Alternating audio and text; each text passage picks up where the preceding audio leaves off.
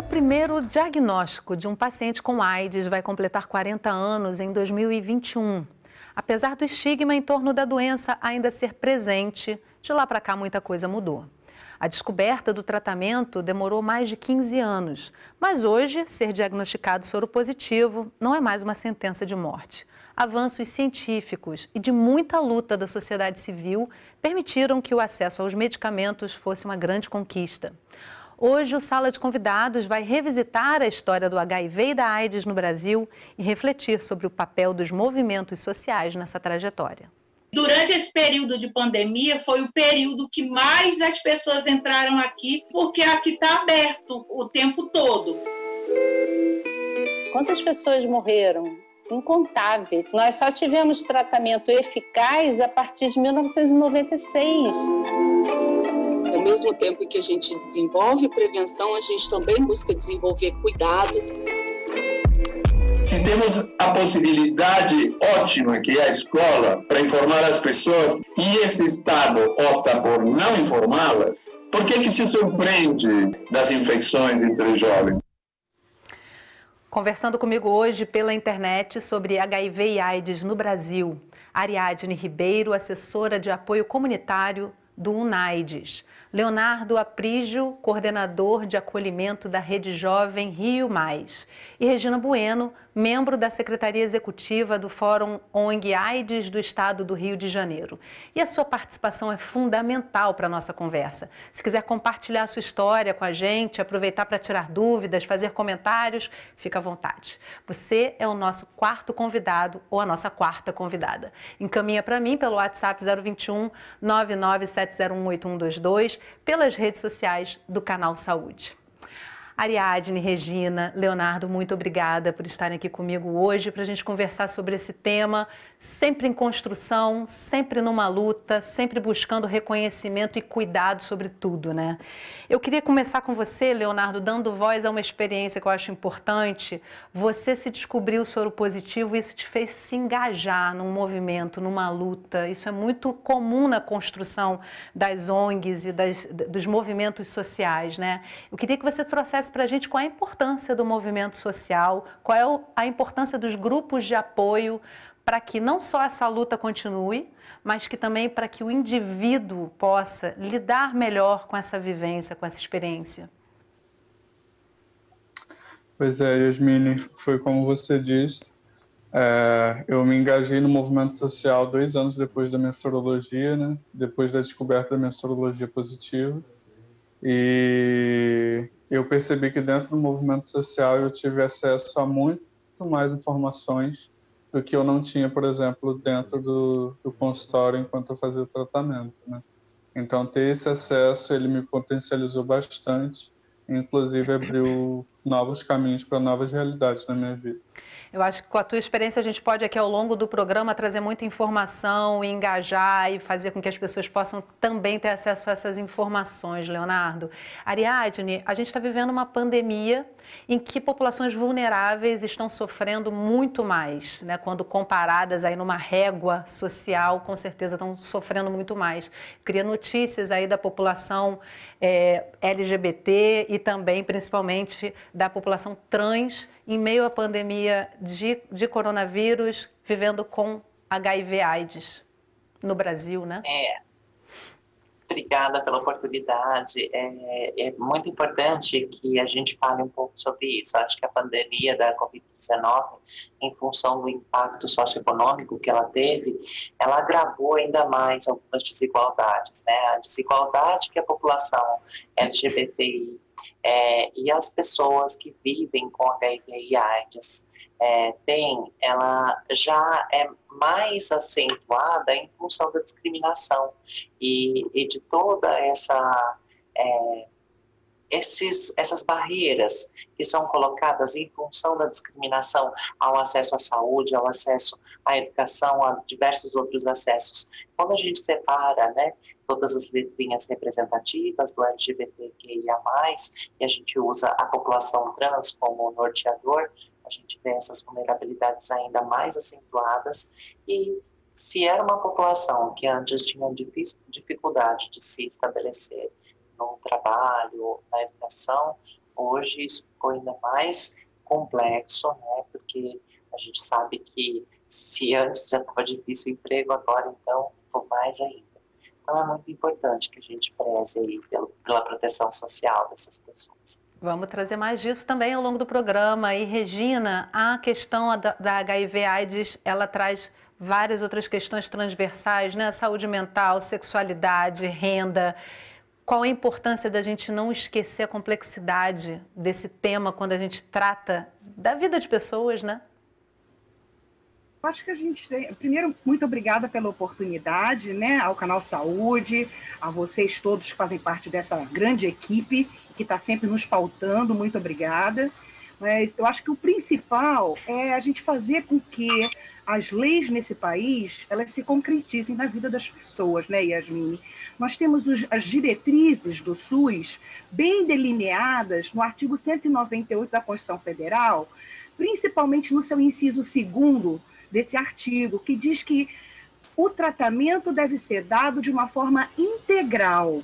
Ou seja, eu não tenho que tratar a pessoa só com aquele pedido que ela está revogando, quer dizer, demandando ao SUS, porque não é doença, nós somos integrais, né? Nós temos toda uma integralidade para podermos ter uma qualidade de vida. Integralidade pressupõe equidade para as pessoas naquilo que elas vão buscar no Sistema Único de Saúde e para que elas tenham acesso a uma qualidade de vida e não somente curar uma determinada doença.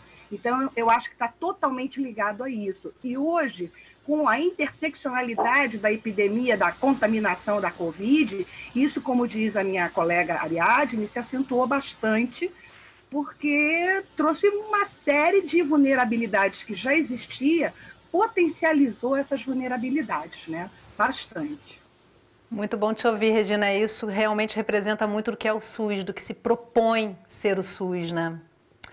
Mais de 920 mil pessoas, 920 mil brasileiros vivem com HIV hoje. Mas houve um tempo em que esse diagnóstico era uma sentença de morte.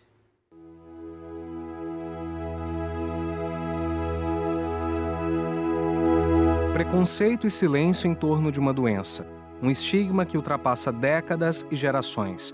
Entre a descoberta do vírus, as histórias das pessoas que se foram e das que fazem parte da conquista de direitos, de políticas de saúde, um movimento de luta contra a AIDS. O primeiro registro é de um paciente nos Estados Unidos em 1981. Uma doença misteriosa que era totalmente desconhecida há 2 anos, segundo as autoridades médicas americanas, transformou-se nos últimos meses na epidemia mais violenta do século. Aqui no Brasil, o primeiro caso notificado foi em 1982 em São Paulo, porque era um caso de uma pessoa já com sarcoma de Kaposi. Então, o que quer dizer que essa pessoa tinha AIDS, doença, não foi identificado o vírus, porque o vírus também só passou a ser identificado a partir da chegada dos testes nesse período de 85, 86 aqui no Brasil. E desde as primeiras notícias, a imprensa relacionou diretamente homens gays à doença. As manchetes em jornais são incontáveis. E as respostas da população pelas ruas, na década de 80 também. Aí tá amedrontando todo mundo, o que tu tá vendo? Falar com uma doença que não tem cura, mas é aplicada nos cafajestes e nos invertidos.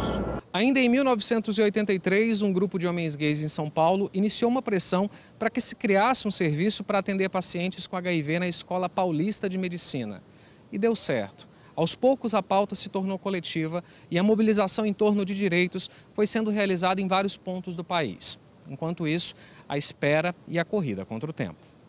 Nós só tivemos tratamento eficaz a partir de 1996. É um tempo enorme. Quantas pessoas morreram? Incontáveis. São milhões e milhões de pessoas que tiveram realmente manifestações da doença numa fase em que nada era possível fazer. Apoiada em uma Constituição recém-promulgada em 1988, a professora Nair Soares Brito conseguiu da Justiça uma decisão inédita para a época: receber de graça da Secretaria de Saúde do Estado de São Paulo os medicamentos para o tratamento de AIDS. Não era só através de doações ou de vaquinhas de amigos. Vinha acontecendo, né? Isso vinha acontecendo. Amigos que morriam, estavam tomando, deixavam.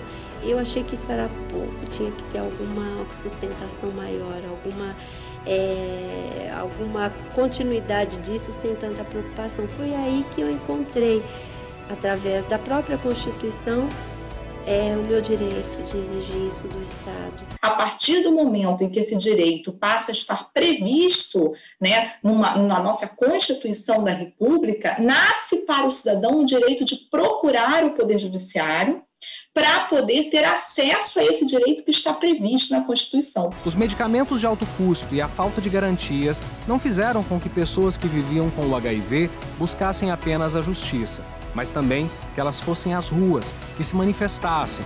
A infectologista conta que entidades como a BIA, Associação Brasileira Interdisciplinar de AIDS, que nasceu em 1986, o GAPA, Grupo de Apoio de Prevenção à AIDS, e o Grupo Pela Vida se articularam nessa luta.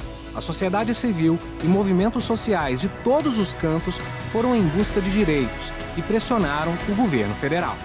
A partir daquelas manifestações, não só no Rio, mas de outros grupos também em outros estados, o governo federal se sensibilizou e a partir de 96 tem a Lei Sarney, que libera a distribuição de medicamentos gratuitamente para todas as pessoas vivendo com HIV. Depois de quase 40 anos, o assunto ainda é um tabu. Isso é porque a gente está falando de uma doença com tratamento e que tem no diagnóstico precoce um aliado. E de acordo com o UNAIDS, ainda existem indícios de que a quantidade de pessoas testadas diminuiu do início da pandemia para cá. O David tem feito a parte dele para conscientizar e ajudar. Ele vai de casa em casa distribuindo o autoteste para pessoas que não estão acessando o serviço de saúde. Márcia Rachid relata que muitas pessoas deixaram de fazer o tratamento durante a pandemia. Não por falta do remédio, mas pelo medo de que alguém descobrisse que elas vivem com HIV. Existiram várias tentativas de ajuste. Algumas pessoas que se tratavam no Rio passaram a se tratar nas suas cidades, mas nós sabemos que essa pessoa não trata ali por quê? Por causa do estigma. E isso teve que ser superado em alguns casos, e em outros, como eu tive acesso a algumas situações, pessoas ficaram 2, 3 meses sem tomar medicamento. Eu queria agradecer a produção do documentário Cartas para Além dos Muros e indicar que você assista esse documentário. É um documentário muito importante, né, gente? É um documentário que traz luz a muitas questões importantíssimas. Regina, para a gente começar agora esse debate com esses elementos que a matéria traz, como é que está a participação da sociedade civil hoje, né?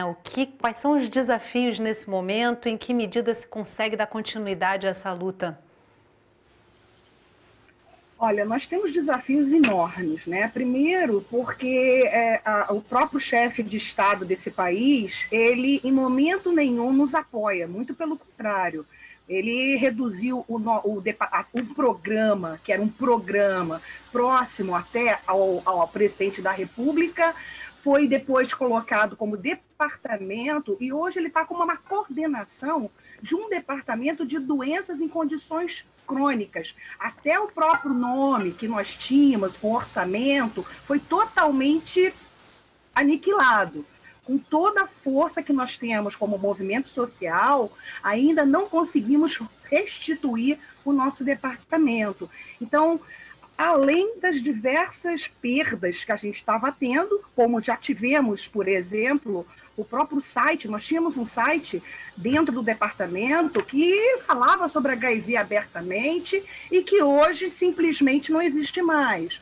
E agora, por último, tivemos mais uma surpresa, que é a suspensão temporária de um teste extremamente importante, que é o teste de exame de genotipagem, que prova a resistência de medicamentos a pessoas vivendo com HIV e AIDS, que é de suma importância para poder saber qual é o subtipo que aquela pessoa não está conseguindo mais ter o controle viral através tão somente desse medicamento. E a gente consegue perceber que só tem, segundo o que tem de noticiário, inclusive no próprio Correio Brasiliense, de que só tem um fornecedor. Então, você veja que nós estamos num momento muito crítico.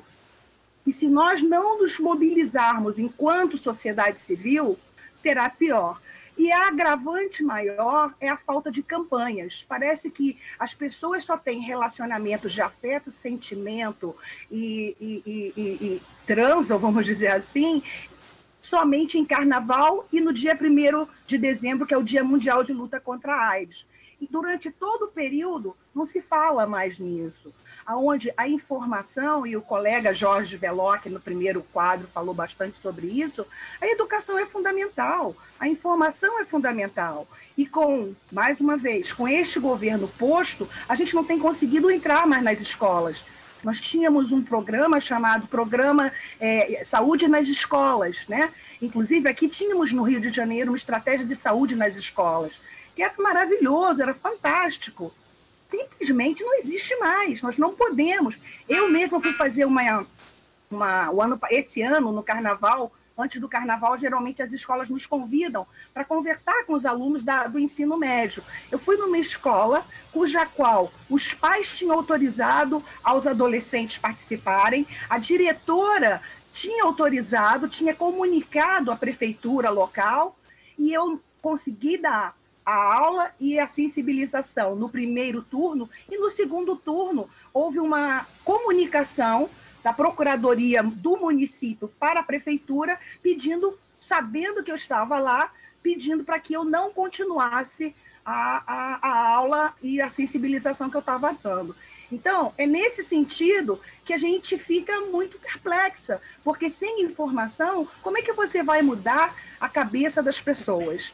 Então, eu acho que a educação é fundamental. Tudo isso que a gente não existe sentença de morte. O que existe, como diz a própria doutora Márcia Rachid no seu livro dela, que tem o título de Sentença de Vida, hoje nós temos, sim, inclusive medicações maravilhosas de primeira linha, que lá fora, né, paga-se uma fortuna, e isso é luta do movimento social.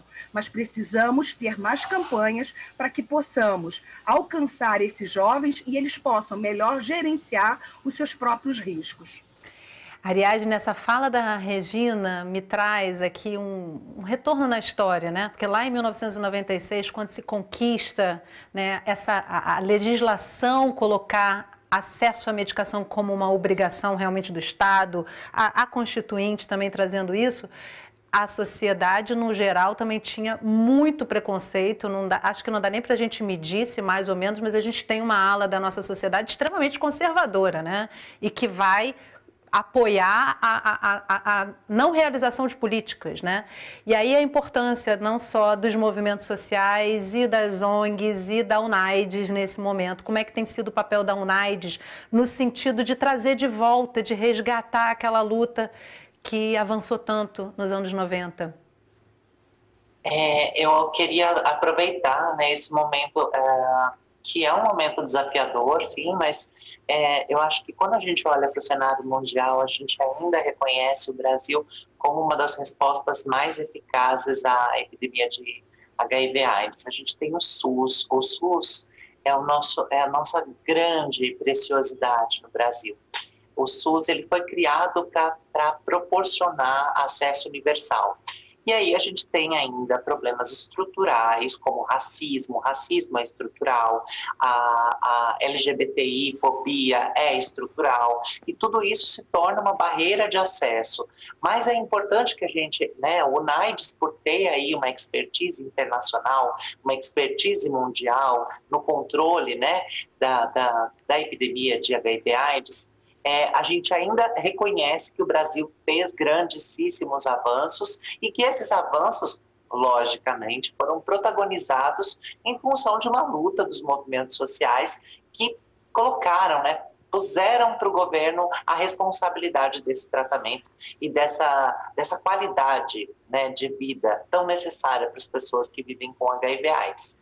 E ao longo da história, a gente teve vários movimentos, e aí eu acho que é importante que a gente também se oriente não só pelo momento atual, que é um momento um pouco mais delicado, principalmente por conta de pautas conservadoras que não, aliás, pautas que não são conservadoras, que são sempre vistas com algum receio por esse governo, mas eu acho que é muito importante que a gente utilize outras ferramentas que são muito úteis nesse processo. A democracia é feita no Brasil a partir de 3 poderes. E esses 3 poderes, eles têm um deles, né, que é a questão do legislativo, ela é formada pela escuta da sociedade civil e também, né, da possibilidade de organização desses processos. E a gente conseguiu avanços inigualáveis aí nesses últimos 2 anos no judiciário,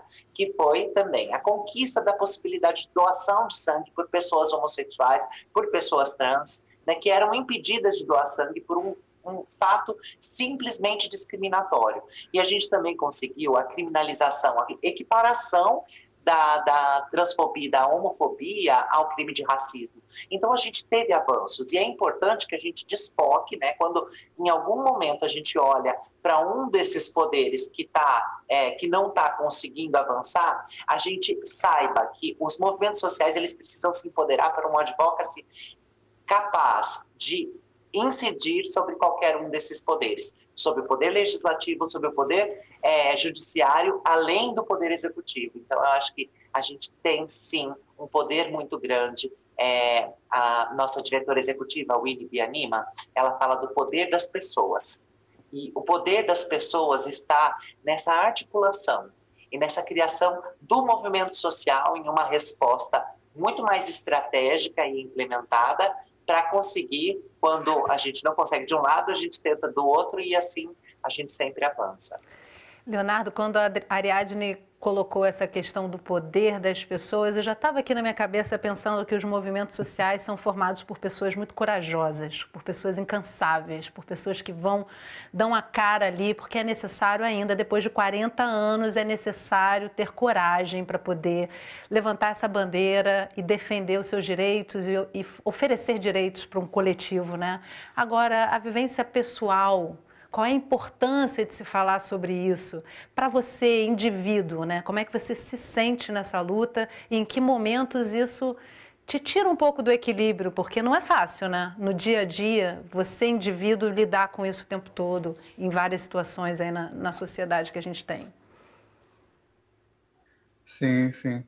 Antes de mais nada, só queria ressaltar aqui a presença da Regina e da Ariadne, que são presenças extremamente importantes, né? A Regina, que me viu ingressar no movimento social, e a Ariadne, que inclusive em representação ao UNAD, né, apoiou o nosso último projeto enquanto Rede Jovem Rio Mais. Então, compartilhar esse momento aqui está sendo muito bom com vocês.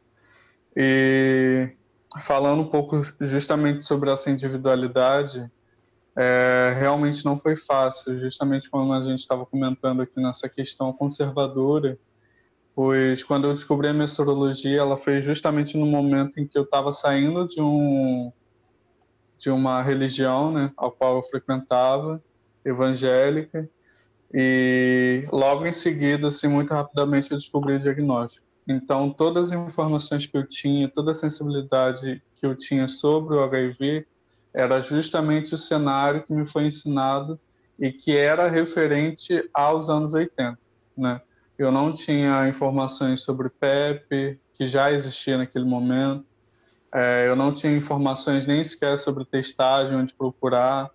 E fora a própria vergonha do adolescente, né, e jovem, porque eu descobri na adolescência o HIV, de acessar o serviço de saúde para pegar uma camisinha, até porque em alguns momentos eu fui até um posto de saúde e lá eles fizeram toda uma apresentação muito baseada no medo, né, do tipo, ou use camisinha ou você vai se infectar, e HIV não tem cura, e HIV isso, e HIV aquilo.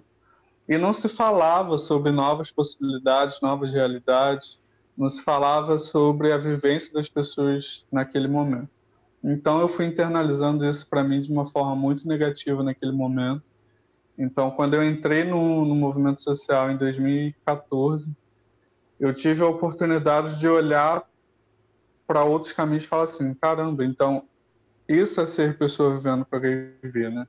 É saber que eu posso realizar outras coisas, é saber que o tratamento ele me oferece uma qualidade de vida e entender que, na verdade, o que a gente vive neste momento é uma dificuldade extremamente social, né? Que é o estigma, que é o preconceito, que é ainda essa pedagogia do medo que a gente vê ainda hoje, né?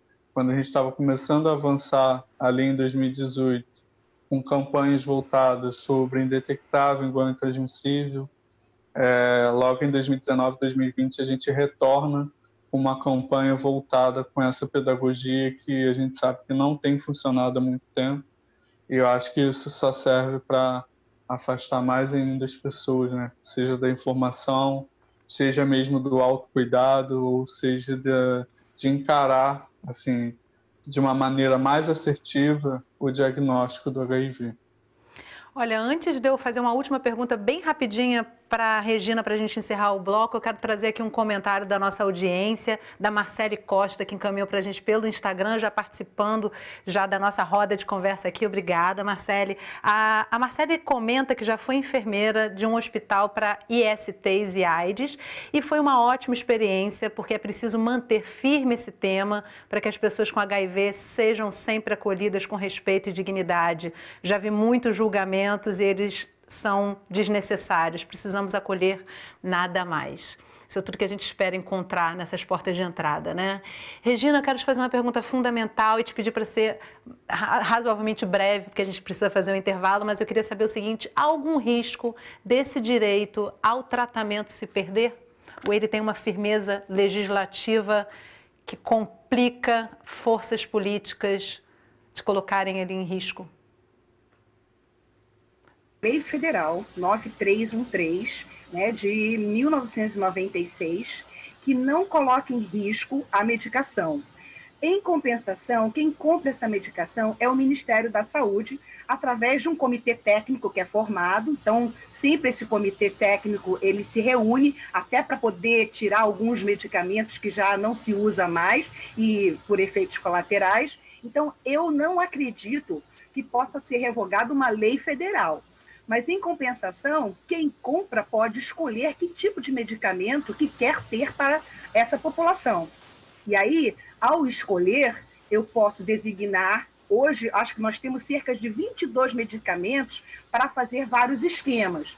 Esses 22 medicamentos, eles podem ser reduzidos, sim, sem dúvida nenhuma. A grade de medicamentos, ela pode não ser a que hoje nós temos, mas com certeza o movimento social estará bem aguerrido e está bem atento a esse ponto, que é exatamente o nosso ponto nevrálgico, de tanto que a gente lutou para ter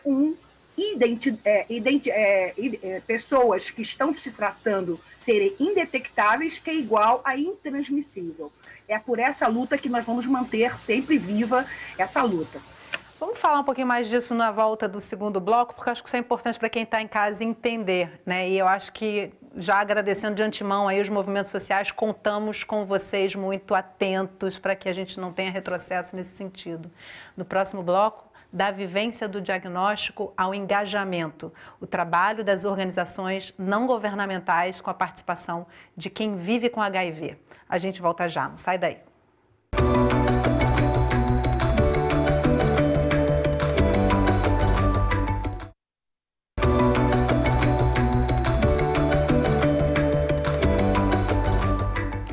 O Sala de Convidados está de volta conversando sobre HIV e AIDS no Brasil. Comigo via internet, Ariadne Ribeiro, assessora de apoio comunitário do UNAIDS, Leonardo Aprígio, coordenador de acolhimento da Rede Jovem Rio Mais, e Regina Bueno, membro da Secretaria Executiva do Fórum ONG AIDS do Estado do Rio de Janeiro.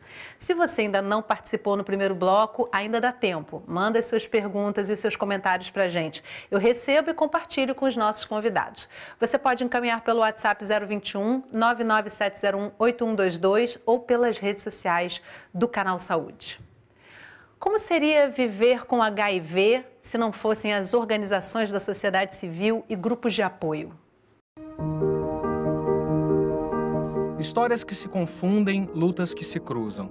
O Jorge descobriu em 1989 que era HIV positivo. Ele tem 70 anos, mora em São Paulo e faz parte do Grupo de Incentivo à Vida, que nasceu em 1990. Ele conta que os primeiros anos de ações de acolhimento de pessoas com HIV não foram fáceis, diante da epidemia da doença e da discriminação da sociedade. Os desafios mudaram, mas tem uma coisa que permanece: o preconceito. A gente faz reuniões de novos lá no GIV, ou seja, pessoas que querem conhecer o grupo, e muitas delas vêm com um diagnóstico recente. E não sabem muito bem o que são os tratamentos, o nome dos remédios, a célula CD4, a carga viral, todas essas coisas que precisa para acompanhar o tratamento. Mas todos vêm sabendo da discriminação e do estigma que sofrem as pessoas com HIV.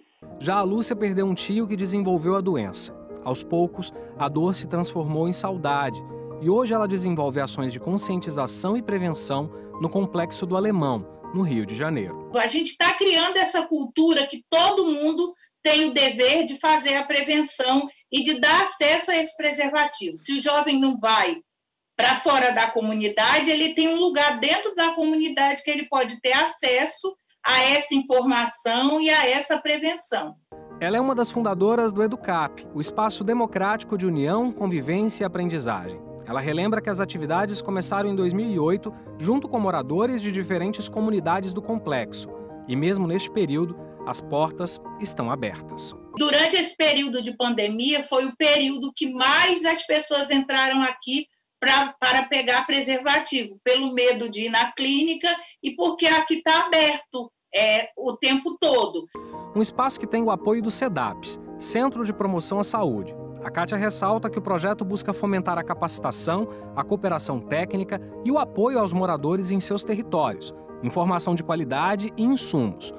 Uma rede que já conta com 184 organizações de base comunitária envolvidas no enfrentamento da epidemia do HIV em vários cantos do país. Então, ao mesmo tempo que a gente desenvolve prevenção, a gente também busca desenvolver cuidado, numa perspectiva de cuidado comunitário para quem já tem o HIV, para quem já desenvolveu AIDS e que precisa, desse processo continuado de acesso a serviços, de acesso a insumos, de acesso às novas tecnologias de prevenção e de cuidado. Uma outra frente que preocupa o CEDAPS é a prevenção do HIV em pessoas com deficiência. A gente tem uma linha grande de produção de materiais com jovens com síndrome de Down, cegos, surdos, e a gente precisa, isso é uma lacuna no enfrentamento à epidemia no Brasil, que é o desenvolvimento de conhecimento de materiais para pessoas com deficiência.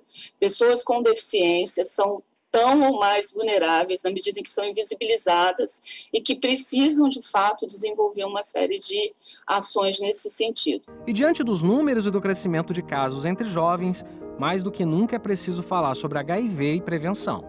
Se temos a possibilidade ótima que é a escola para informar as pessoas que estão iniciando sua vida sexual das melhores formas de prevenção e esse Estado opta por não informá-las, por que se surpreende das infecções entre os jovens? E é com um trecho de uma campanha do Grupo de Incentivo à Vida que a gente encerra essa reportagem.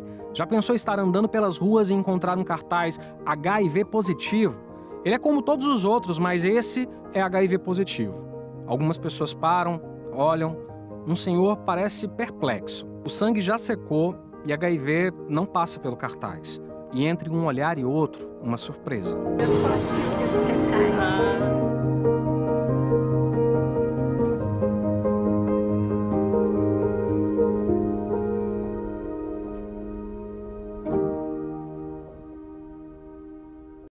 Realmente um trabalho muito necessário, né? Eu queria trazer já no início do bloco um pouquinho de informação, porque acho que a gente precisa dar muita informação, mas para o nosso tempo aqui, informações essenciais, né? Tanto o Leonardo quanto a Ariadne comentaram sobre o HIV indefectível, indetectável, né? Eu queria que vocês trouxessem esse conceito para a gente, intransmissível, o que isso significa, Ariadne, qual a importância de a gente ter esse conhecimento hoje? As coisas vão mudando, né? Até cientificamente. Eu acho que isso é mais uma das conquistas biomédicas ao longo da história da AIDS, né? Hoje em dia a gente já tem 38 milhões de pessoas vivendo com HIV ao redor do mundo, né? E dessas 38 milhões a gente já somou 690 mil vidas perdidas. O que é o indetectável igual a intransmissível? Significa que se a pessoa inicia o tratamento e ela começa a tomar a medicação conforme prescrito, né? Claro, também manter uma alimentação adequada, um sono, ok? Ela vai conseguir, então, deixar essa carga viral indetectável, que é quando o nível, né, a quantidade de vírus que tem na corrente sanguínea fica tão pequeno que num exame é impossível detectar. Nesse momento, também é impossível que esse vírus seja transmitido através de relações sexuais. Ou seja, uma pessoa que tem o vírus, né, que se cuida, que faz, né, o tratamento direitinho, tomando a medicação diariamente, conforme a prescrição médica, ela consegue aí em até 6 meses, né? Claro que existem alguns casos que precisam, inclusive da genotipagem, para encontrar uma medicação mais ok para aquele organismo, mas elas conseguem a indetectabilidade. Quando o vírus se torna indetectável no organismo, então essa pessoa deixa de transmitir o vírus sexualmente. E isso não é a cura, né? É importante dizer, isso não é a cura, né? A cura do HIV/AIDS ainda não existe, né? Não, mas eu acho que é importante a gente ressaltar que, assim, se todas as pessoas que vivem com HIV conseguirem a indetectabilidade, que é uma das metas, né, dos 90-90-90 criadas pelo UNAIDS, que 90% das pessoas sejam diagnosticadas, saibam o seu diagnóstico para HIV, que 90% dessas pessoas diagnosticadas estejam em tratamento e 90% dessas pessoas em tratamento fiquem aí com a carga viral suprimida ou indetectável, para que essa cadeia de transmissão seja interrompida. E aí a gente consiga, assim, ir reduzindo cada vez mais novas infecções. E aí também uma outra informação importante que também veio com um pedido de informação pelo nosso WhatsApp, a Vânia nos encaminhou, mais uma vez a nossa audiência participando aqui da nossa roda de conversa. Ela pede para que vocês falem sobre o PrEP e a PEP. Pode falar um pouquinho, Regina? Eu até passaria para o Leonardo Apris. Passa para o Leonardo? O Leonardo Apris tem experiência na rede de jovens muito forte. No acolhimento, isso é uma demanda muito recorrente. A gente até aborda isso na matéria, né, da importância de se ter acesso a esses testes, a esses exames, né, para que justamente se possa trabalhar com os jovens, não só o diagnóstico precoce, mas também o tratamento o quanto antes. Então, tá. Eu vou começar pela PEP, que a PEP é uma profilaxia pós-exposição. Ela já é fornecida no SUS há muito mais tempo, né, desde 2010. Então, o que significa profilaxia pós-exposição? Significa se a pessoa tiver uma relação sexual desprotegida, ou então um acidente, né, como a camisinha estourou, ou até mesmo por uma situação de violência sexual, ou até mesmo acidentes biológicos no ambiente de trabalho, a pessoa que passou por essa exposição de risco, ela tem até 72 horas depois dessa exposição de procurar uma unidade de saúde. Geralmente ela é ofertada aqui na cidade do Rio de Janeiro, nas clínicas da família e centros municipais de saúde. Então ela chega a essa unidade, ela vai fazer um teste para HIV, e em seguida, dando o resultado negativo neste momento para HIV, a pessoa ela vai tomar uma medicação semelhante ao tratamento do HIV, que é a combinação do tenofovir com lamivudina e o dolutegravir. E ela toma durante um período de 28 dias.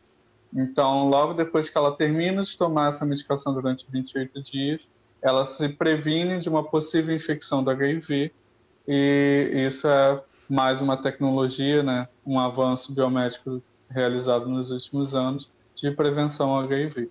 Mas é muito importante que a pessoa tenha acesso a essa medicação até 72 horas depois da exposição de risco, né?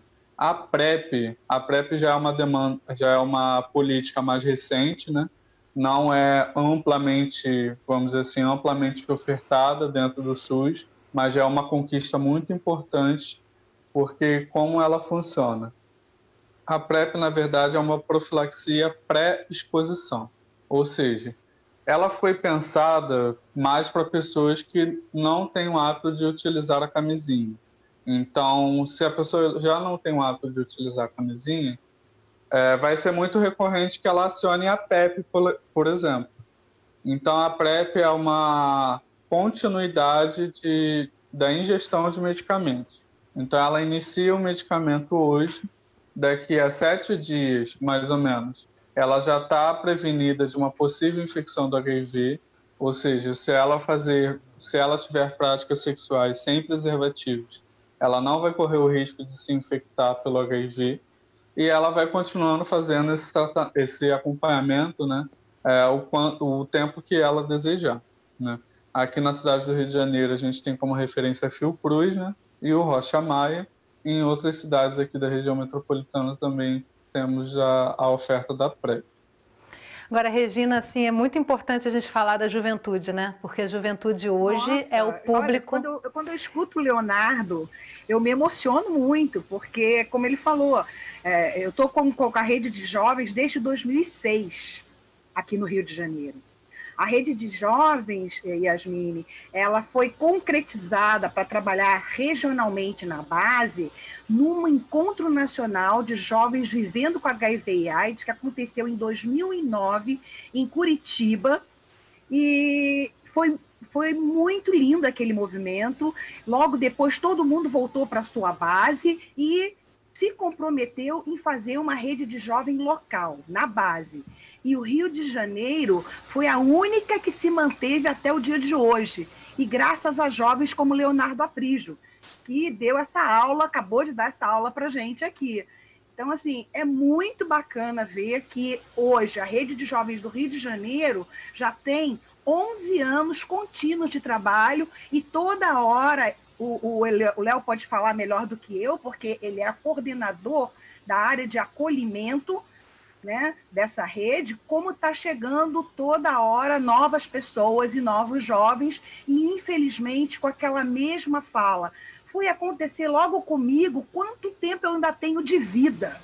Nós estamos falando de quase 40 anos de HIV, de descoberta do HIV, e ainda ouvimos, e o Léo pode falar isso melhor do que eu, porque ele está lá no acolhimento, apesar de que eu também o acolho bastante, ainda se fala exatamente, ainda se tem essa pergunta, primeiríssima, quanto tempo eu ainda tenho de vida e por que foi acontecer logo comigo? Agora, é interessante ver que a juventude vai para as redes sociais, né, e faz essa troca de informação. Muitas pessoas já estão realmente indo em busca dessa troca, isso é super importante. Tem muita gente que não tem ainda essa... Eu acho que não é nem a palavra, não é coragem, né? Eu acho que não chegou nesse momento ainda de realmente fazer essa exposição. Agora, a Ariadne é uma população estigmatizada, né? Eu ainda vejo muito nas redes sociais, infelizmente, debates em que as pessoas são colocadas como culpadas pelo diagnóstico. Nunca se cuidou, ou seja, são 40 anos, tem pessoas que já nascem soropositivas, tem pessoas que contraem o vírus numa relação... de casal, seja homo ou heterossexual, ou seja, não existe mais esse comportamento que é inatingível para que você não tenha HIV, né? Então, assim, ainda existe esse preconceito, e aí como é que se trabalha isso? Uma população que é estigmatizada 40 anos depois, ou seja, gerações já passaram por essa situação e continua o estigma, né? Sim, eu acho que uma das coisas mais importantes que a gente tem descoberto é a raiz, né? A raiz de onde nasce a discriminação. A gente vive numa sociedade que se pauta muito nessa competição.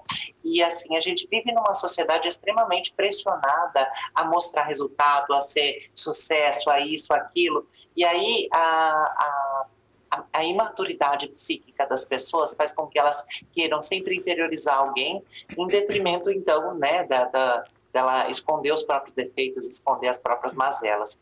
Então, eu acho que é muito importante que a sociedade saiba que, assim, é feio discriminar. Não é só uma coisa de politicamente correto ou incorreto, é feio porque só mostra, quanto mais você discrimina, mais você mostra você e não o outro. Você está expondo a sua própria pequenez, a sua própria ignorância e não o outro. O outro é simplesmente um ser humano, um indivíduo que muito corajosamente consegue viver e ser quem ele é, independente das questões subjetivas que ele traz, né, que pode ser o HIV, que pode ser a orientação sexual, a identidade de gênero, pode ser qualquer que seja. É isso que o constitui enquanto ser humano. E é muito digno, é muito potente quando uma pessoa se aceita como é e ela simplesmente diz o que é e se torna, assim, autor da própria história. E é muito difícil para a nossa sociedade entender o valor que há nisso, o valor que há em ser, né? Em detrimento do valor que há no ter. E numa sociedade que cultua demais essa cultura do ter, ser fica em segundo lugar. Então, enquanto a gente não amadurecer enquanto sociedade, isso ainda vai continuar sendo um tema para a gente debater. Triste, porque desde que a gente descobriu, né, o Homo sapiens, a gente se entendeu enquanto seres humanos capazes de solucionar nossos próprios problemas e viver em comunidade usando a própria inteligência. E esse é um comportamento que realmente nos faz questionar um pouco essa questão, né, da inteligência que falta às nossas relações sociais. Será que tem uma inteligência faltando essas relações sociais? Se tivesse, a gente não estaria fazendo aí esse tipo de jogo, né? De jogo usando ainda, tentando inferiorizar. A escravidão fez isso. Durante séculos, as mulheres foram inferiorizadas pelos homens e agora a população LGBT é inferiorizada pelos homens, sempre com o mesmo critério de continuarmos agindo como se fôssemos animais, numa seleção natural muito desumana e muito imprópria de sermos inteligentes, de sermos seres inteligentes. Que fala importante, Ariadne. Nossa, é bom te ouvir. Eu acho que precisamos ouvi-la, né? Leonardo, você como um jovem que participa de grupos e que está ali fazendo acolhimento a outros jovens, eu imagino que também se acolha quando você faz esse acolhimento, né? Essa troca é muito importante. E aí, pensar realmente nessa juventude que vem aí ao longo dos últimos anos se tornando um principal ponto de preocupação nesse momento. Como é que você avalia a percepção que você tem sobre esse grupo que cresce cada vez mais diagnosticados com HIV? Assim, isso já está até meio ultrapassado, meio velho, né? Dizer que não conheceram a cara da AIDS, isso já está ficando clichê. Mas o que você sente que acontece ali na ponta? Bom, a gente começa pela própria manifestação da sexualidade, né?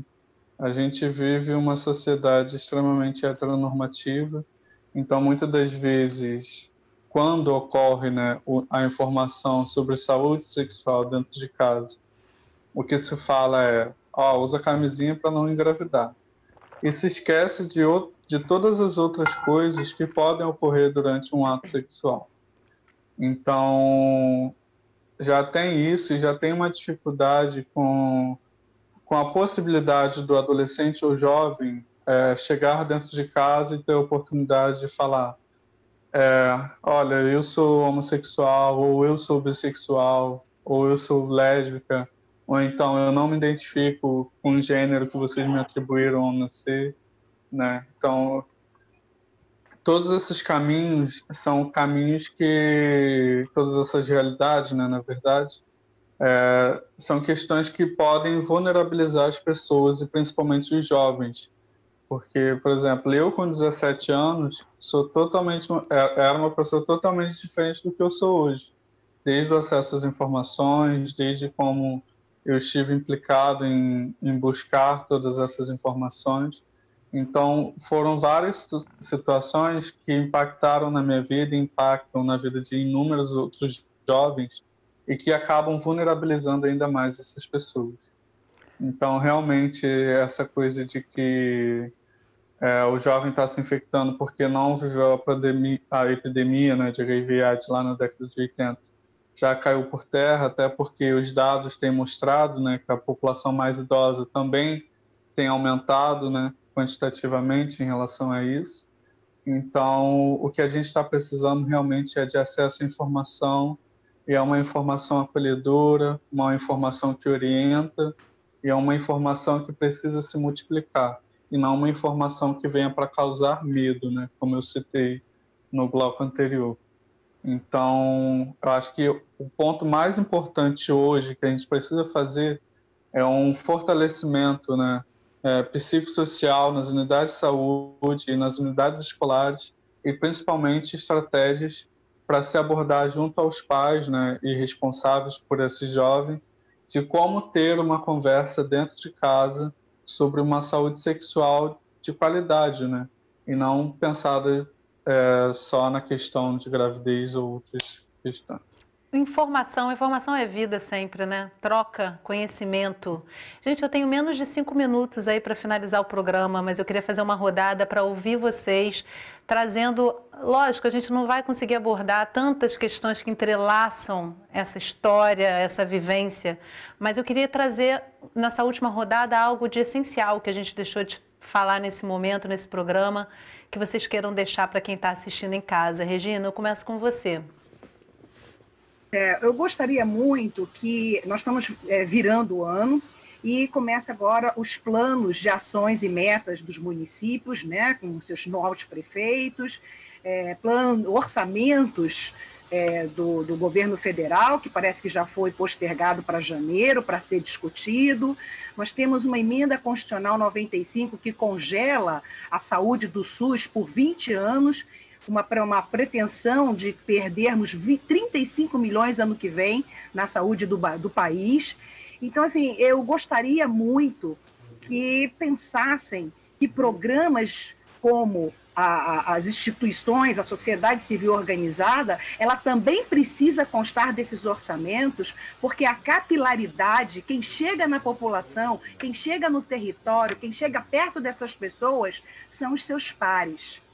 E agradecer muito a instituições que ainda têm fomento internacional aqui, como a UNAIDS, como a Unicef e como a HF e várias outras pouquíssimas, que já tivemos muito mais em 1989, agora são raríssimas, que ainda investem nessas populações, nessas nossas atividades na ponta, porque é fundamental, sob pena da gente fechar as portas. E não são poucas as instituições idôneas que fizeram trabalhos fantásticos, que nos alçaram como o melhor programa de HIV e AIDS do mundo, que fecharam as suas portas. E agora estamos perdendo, inclusive, agora, em dezembro, no Rio de Janeiro, uma instituição fantástica, que é a Sociedade Viva Cazuza, que a Lucinha já manifestou que vai fechar as portas por uma série de problemas, não só com relação a captações, mas também porque ela tem uma forma de gestão diferenciada. Mas, igual, nós ainda temos crianças nascendo com HIV, né? Então, a gente não pode esquecer que, infelizmente, nós temos muitas falhas. São Paulo parece que já debelou esse número, mas, em compensação, aqui no Rio de Janeiro, só para você ter uma ideia, a nível Brasil, nasceram 3 crianças em 2019, e no Rio de Janeiro, 4, a média de crianças que nasceram ainda vivendo com HIV e AIDS em 40 anos, estamos indo para 40 anos de HIV e AIDS, com toda essa medicação, com toda essa biomedicina, e mesmo assim nós não conseguimos, na hora da assistência, dar uma assistência adequada a essas pessoas, mesmo com uma lei de humaniza SUS. Você veja, nós temos uma lei que fala de humanização do SUS. Então, por favor, quem está no orçamento, quem está nos conselhos nacional de saúde, conselhos estaduais de saúde, conselhos municipais, conselhos distritais, vamos lutar por essa rubrica de apoio às instituições dentro do território, porque é fundamental para que a gente possa continuar com esse trabalho que nos alçou ao melhor programa de AIDS do mundo, tá bom? Obrigada pela oportunidade. Eu que te agradeço, muito obrigada, Regina, aos colegas que estão aqui comigo. Obrigada, Regina. Ariadne. Bem brevemente, eu queria acrescentar a fala da Regina Bueno, que acho que é muito importante que a gente continue fomentando ações lideradas pela sociedade civil, porque ela traz a capilaridade necessária para chegar até as pessoas que mais precisam.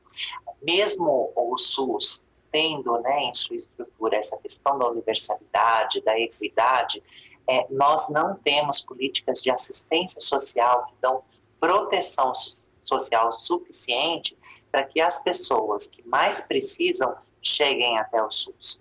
Nós não temos ainda efetivamente programas de zero discriminação, por exemplo, que sejam efetivamente conduzidos, temporariamente reinventados dentro dos serviços de saúde para que eles entendam, né, uma questão óbvia, que acolher é necessário, né? A única obrigação de se trabalhar na saúde é acolher. E é isso, queria deixar também Leonardo Aprígio falar um pouquinho. Obrigada pela oportunidade, um grande beijo a todos que nos assistiram. Isso. Obrigada, Ariadne. Leonardo, eu iniciei o programa e fecho com você, não à toa. Eu acho muito importante que você traga a voz aí da juventude, de quem traz essa vivência. Sim. Obrigado mais uma vez pela oportunidade de estar aqui com vocês e reforçar, né, que a resposta biomédica a gente já tem um avanço muito grande e é claro que a gente precisa de mais avanços, mas hoje, para a gente poder enfrentar a epidemia de HIV, a gente precisa do fortalecimento de projetos voltados, inclusive, para a saúde mental, né? Então, isso se evidenciou ainda mais durante a pandemia, né? Então, eu acho que as questões sociais, como a Ariadne comentou, como a Regina reforçou, se fazem extremamente urgentes. Eu acho que é extremamente importante nós, da sociedade civil, pensarmos em questões públicas voltadas para isso. E não somente nós, né, mas também os três poderes aqui da nossa sociedade para poder estar fortalecendo essa realidade. Leonardo, muito obrigada. Muito bom ouvir vocês três, Ariadne, Regina. Foi uma ótima conversa. Espero que quem está em casa tenha conseguido também absorver muitas falas importantes que vocês trouxeram para a gente no programa de hoje. E obrigada a você que acompanhou o programa de hoje pelo Canal Saúde, um dos nossos canais parceiros. Hoje a gente já sabe bastante sobre HIV, então nada justifica o preconceito. Vale a pena prevenir, se proteger e fazer o teste de tempos em tempos. A gente vai ficar por aqui, mas se você quiser rever, baixar ou compartilhar esse programa, entra lá no site do Canal Saúde. Você lá encontra todos os nossos programas. Eu encontro você na próxima semana. Até lá!